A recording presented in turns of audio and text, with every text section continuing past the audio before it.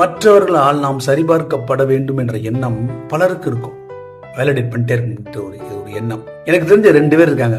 2 பேருக்கு 2 விதமான validation expectation எல்லாத்தையும் சொல்லிட்டே இருப்பாங்க. யாரை பார்க்குறாங்களோ அவங்க எல்லாத்தையும் அதை தான் சொல்லிட்டு இருப்பாங்க. ஒருத்தருக்கு 70 வயசு இருக்கும்.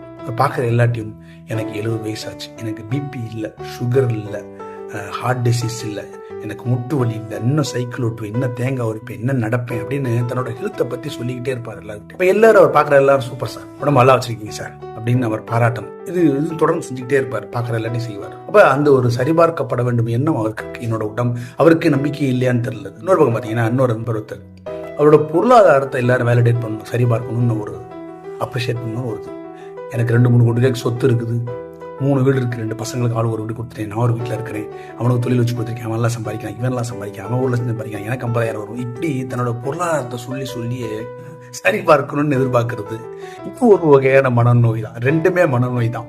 மற்றவர்களால் சரிபார்க்கப்பட வேண்டும், அவங்க சரி பார்த்து ஆமா சார் சூப்பர் அலாக்கி அப்படின்னு சொன்னாதான் அவங்களுக்கு ஒரு சந்தோஷம். நம்மளோட வாழ்க்கை ஒன்றும் நம்மளோட ஆன்சர் ஷீட் கிடையாது. காலேஜில் எக்ஸாம் எழுதும் இல்லையா, ஸ்கூலில் இப்போ எக்ஸாம் எழுதி ஆன்சர் மார்க் போட்டு டிக் பண்ணி 50 மார்க் 70 மார்க் 100 சொல்றதுக்கு அது ஒன்றும் வாழ்க்கை ஒன்றும் ஆன்சர் ஷீட் கிடையாது.